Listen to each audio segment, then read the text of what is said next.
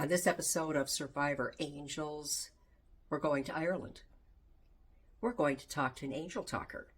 Don't know what one is? Well, stay tuned and you'll find out on Survivor Angels. Let's go to Ireland. It's time for Survivor Angels, an approach to strengthen trauma survivors. Here, you can escape what draws negativity and engage your positive abilities and the gifts that you've always had. Let's activate your angels. And to help you on that journey, here's Chaplain Jodi.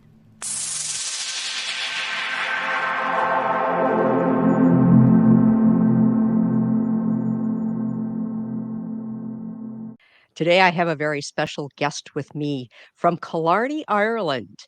Welcome, Anthony Joseph Kerrigan. Hi, Jodi. Thank you for having me on the podcast there. It's much appreciated there. Hello, everyone.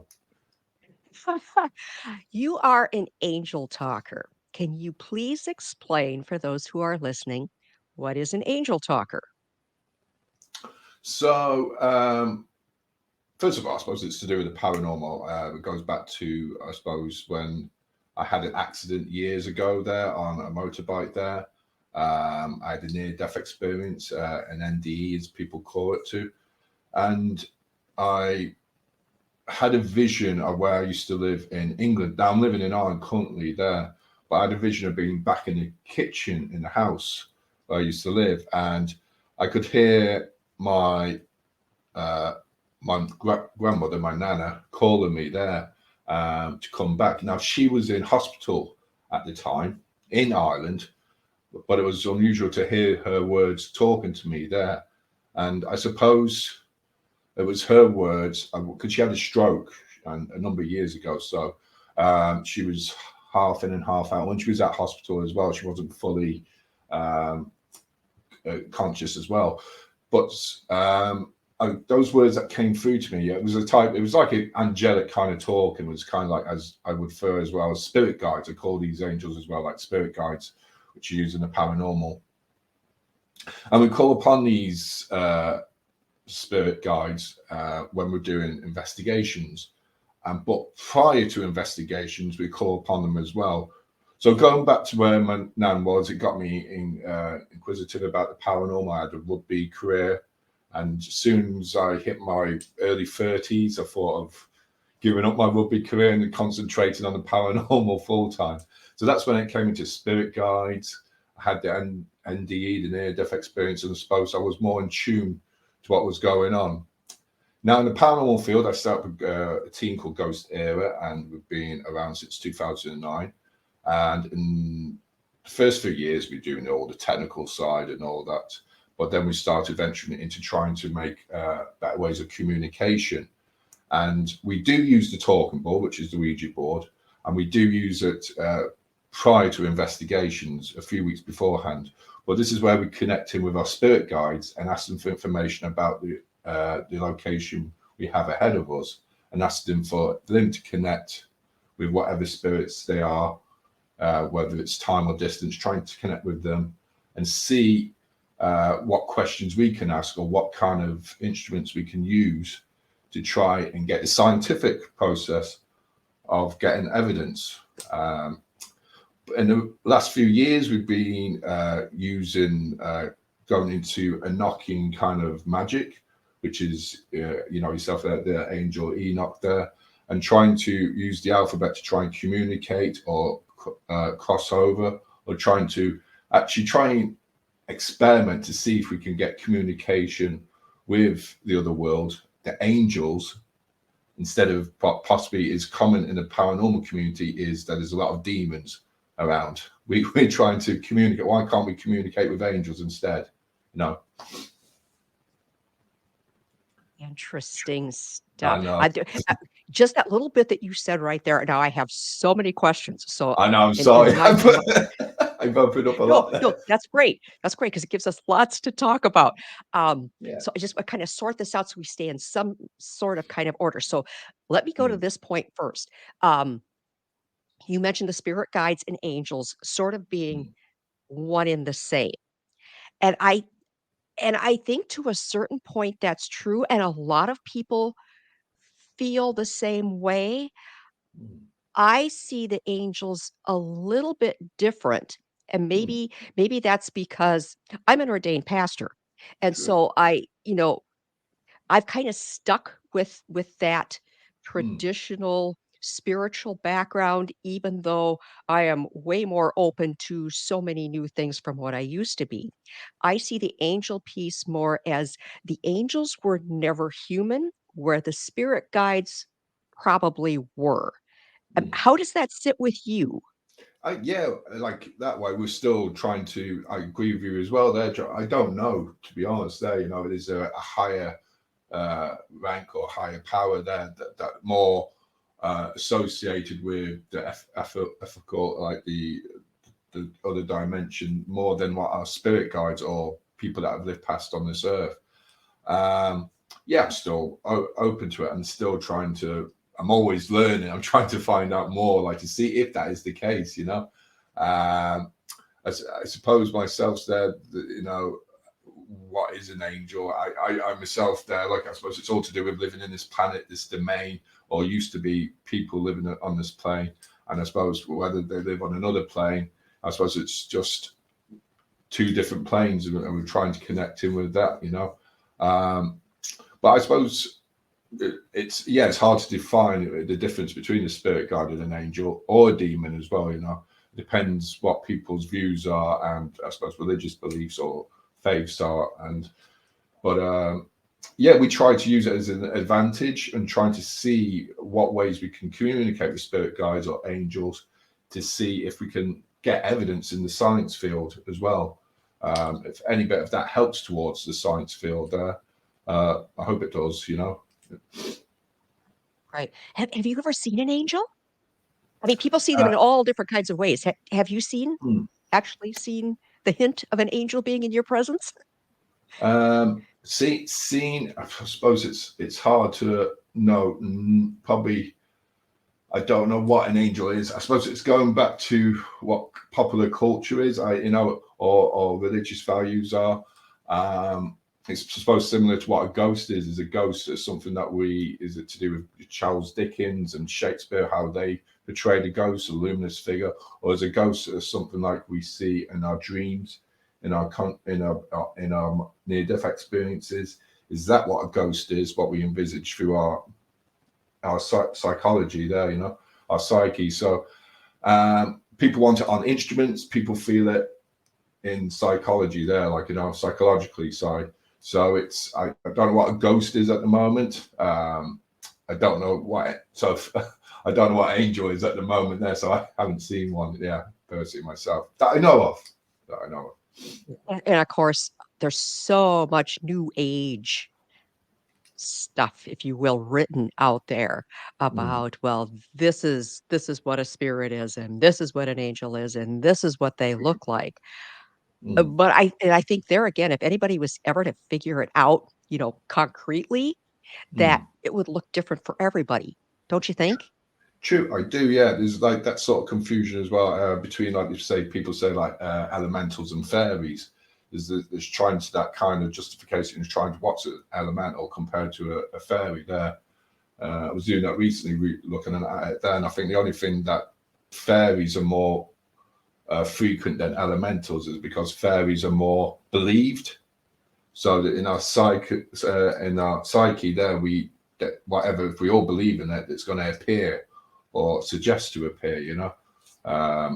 So elementals less likely because it's not talked about as much there. So you don't see it much elementals around apparently there. Depends where you are. Could be more elementals than fairies. I suppose it's just on the belief structure as well. So it's something that is still everyone's putting things into kind of categories, and I think that's a lot happening these days as well. We was talking to the wife just the other day about, as we were just talking to you just before, and Jodi, about if we got the far left and the far right, and we're trying to. Everyone's putting people into categories like men are this, women are that, and all that. Everyone's a personal individual. Then there's good and bad in everyone. Every race, every nationality, every county, state. It's there's good and bad in everyone. It's just how we individually be assessed in our own lives. It's. You've been investigating a good while. This investigation is nothing new to you at all. How personally for yourself, have you seen it evolve as far as you being able to tune in more to the spirits, the spirit guides, angels, however you want to, categorize any of this supernatural, paranormal entity that Mm. you might encounter? So you're saying how's it evolved in the years? How's it changed? Right. For you, the Yeah. more you sort of get Mm. accustomed to it, or don't you get accustomed to it?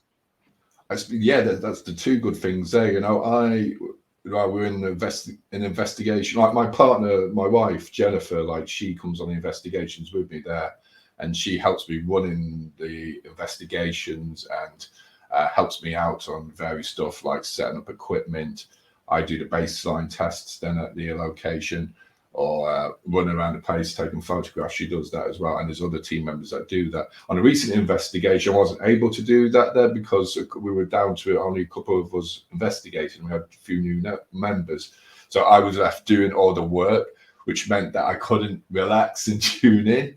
So it depends what kind of location you go to and how many team members for me to tune in. So it could be something like that, because it's something just simple like that. But in recent years, I suppose it's got more, since we've been more evolved as a group and we're more settled as a group. I've been able to tune in a lot more and expand ways of trying to communicate, trying to use my own way of channeling, transmediumship, to try and connect with more spirits there. And it seems to be getting a lot more concrete and evidence. Now, I don't know whether it's because I'm getting wiser. I'm wiser to the history, going to a location, because I might know a bit of the history, or wiser to the surroundings, what happens in the surroundings, or maybe it's just to do with that I am tuning into my spirit guides and actually having the positive belief in connecting with them as well. So I do believe there was one investigation where I did have unusual experience there. I did feel it came up on the talking board, the Ouija board, during the investigation, the words "in you I will live," and I took no notice of that there. We just went about our normal being. So we go, oh, well, okay, this is unusual from spirit to talk like this. So we were in the theatre and we did a seance, and then about halfway through the seance, I was like in a type of nirvana, kind of everything was free from my mind. I had no worries or anything bad in my mind. But then I felt a spirit come through me, and I felt lost control of my body. But I could feel my vocals change and the voice coming through my vocals. And some people would be terrified this would happen. I could have turned one way and say I was possessed, or I could turn one way and say it was medium channeling. We were just using me as a vessel, and I just start learning instead of having fear towards it. So since then, I was able to do transmediumship and sort of letting the spirits come forward, improving my breathing techniques, clearing my mind, invocations to try and let the spirits come through there. I like a type of warming up exercises you would use, I suppose, in sport, so it's those types of little things there. And I felt more one with what was around me there. And I seemed to be getting more hits and results with tuning into my spirit guides and calling out for them in my own way. So what I hear you saying, I hate that phrase. So many people use that. It's like a mental thing. What I hear you saying, but what I hear you saying, yeah, That's right. is is that you have, through your spirit guides, angels, Yeah. that you have learned to control your fear better when you go Mm, into some of these situations where all of a sudden it really is a complete unknown. mm. True. Yeah. It's faith there. And like, I suppose people say things about the light. I remember that experience going back to that theatre, that sounds. All I had in the vision was my son, my newborn baby son. That brought me back around again. I had that in the back of my mind. And also my wife had UV lights, which was, she shone it on me, and then suddenly I didn't know, but the light came into me because I had my eyes closed because I was concentrating, and it seemed to go away there.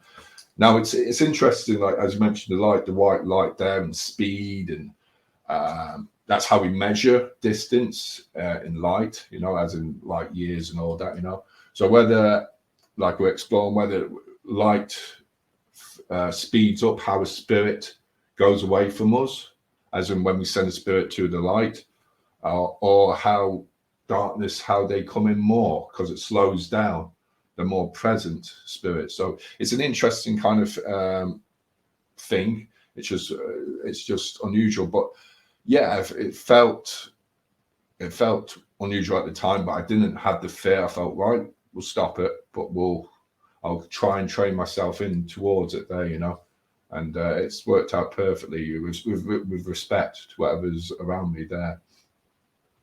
Right. Through the course of all of this, occasionally you have brought out the darker side. Um, there are the dark entities, there are the dark angels. Uh, how often do you encounter those, do you feel like? I suppose I don't personally encounter anything dark energies at the moment or at all. I suppose it's how I perceive, how I sense what is dark and what is light. I suppose the key, I don't know, to be honest. That's probably to do with my spirit guides, and if it's angels, I won't ever come to that there that I see dark energies. I'm not saying that there isn't out there, but I haven't experienced it yet. So it's whether maybe it's because I'm too focused on having positive results from communicating with spirit guides or angels there, instead of having bad results there. We call ourselves with Ghost Air, the team that I'm with, like spirit counselors.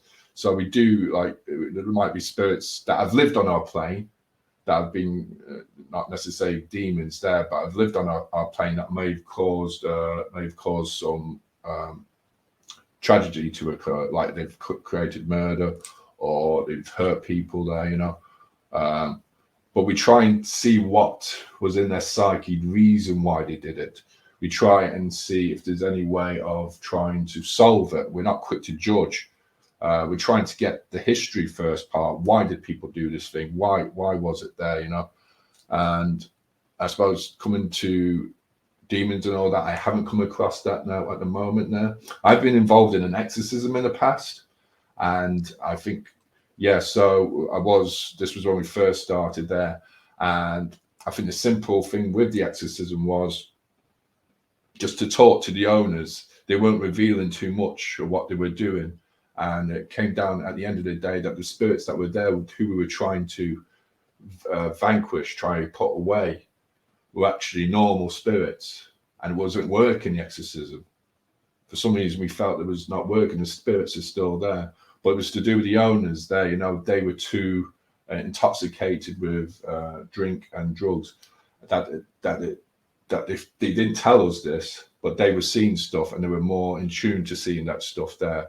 So at the end of the day, they didn't tell us at the beginning, and after a few weeks after doing it, we managed to just one little simple talk. We managed to finish it off, and when we came back and on the last night there and did a healing sort of ceremony in one of the rooms, they could feel the energy just lighten and be released again. The spirits were fine again there, So I don't know personally myself there. I don't think I have the right to do any sort of thing like that.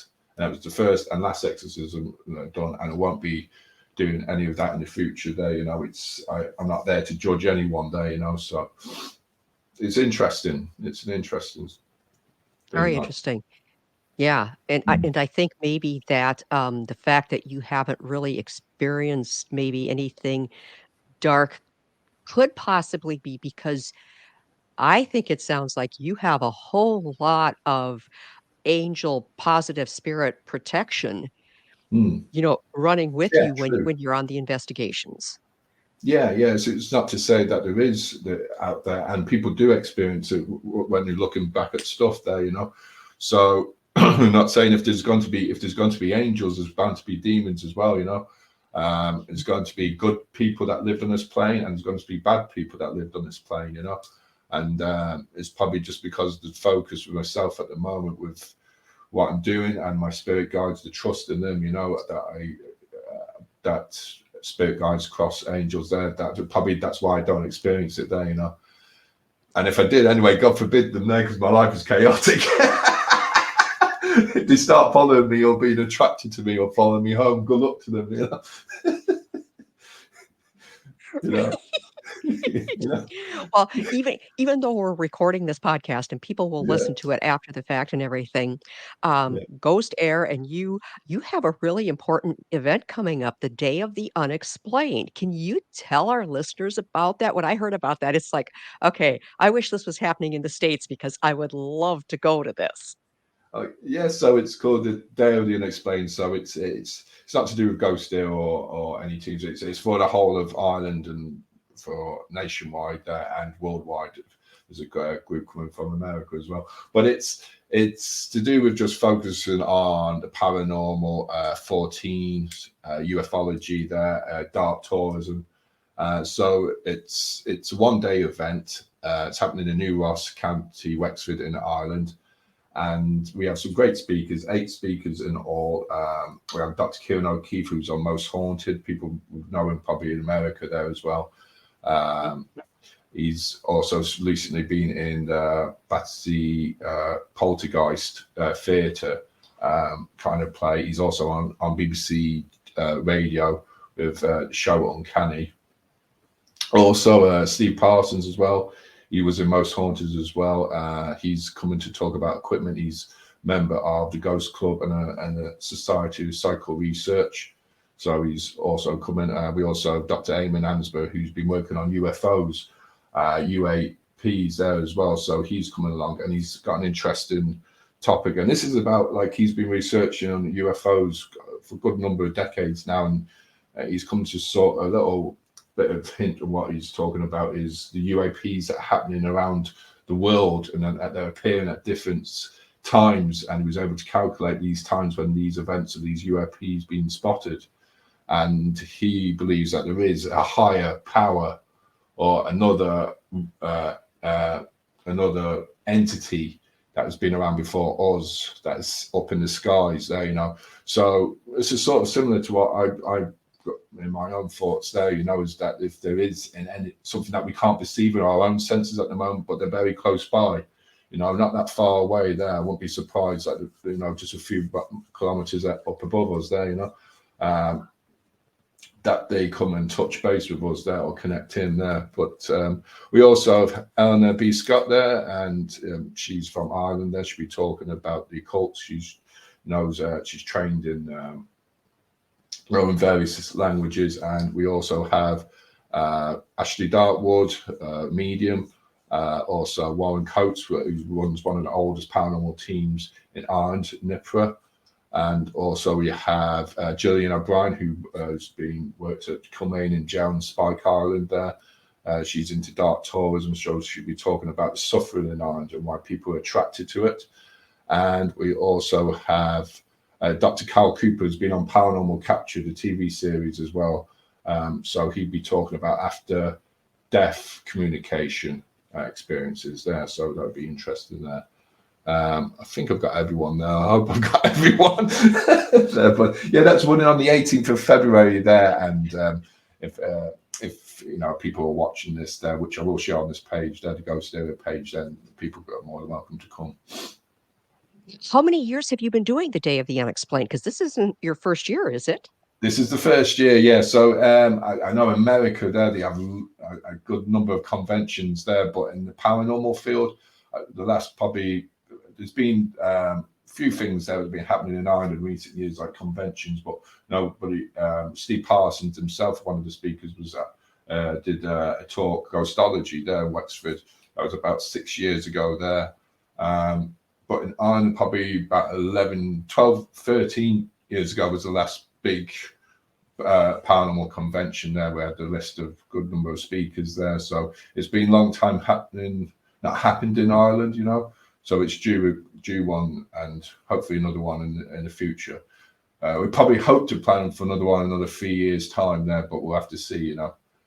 If everyone turns up, this one, they bought the tickets. They seem to turn up. If I didn't have to fly so far, I would be there because you have some very interesting speakers with very interesting topics. So for all of our listeners who are listening to us on this podcast, take note of that. And Anthony will keep me apprised if there will be one next year, and I can put it out as well. Because you do another one, I would love to come over. I just kind of found out about it at the last minute, and it's like, oh well, nope, that's not going to work in my in my timeline here.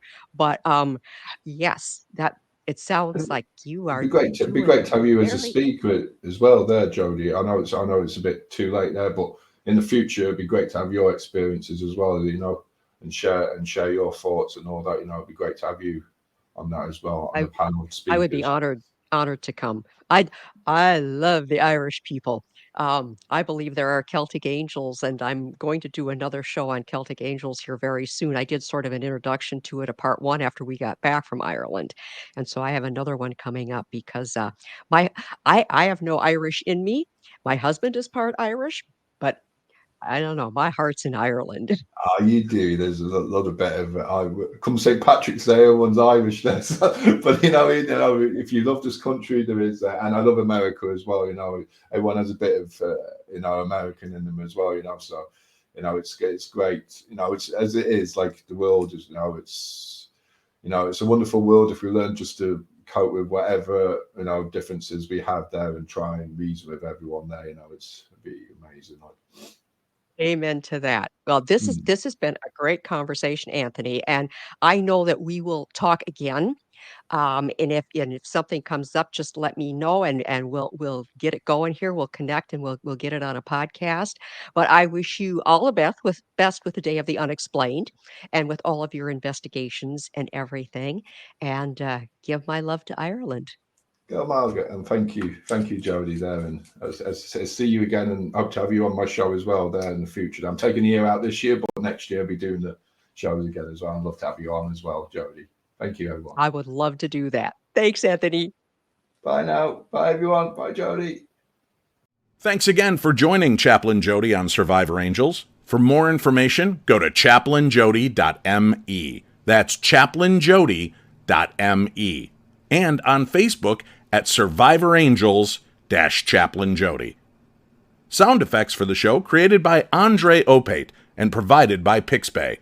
This is Dave Schrader. Until next time, sending you off to activate your angels.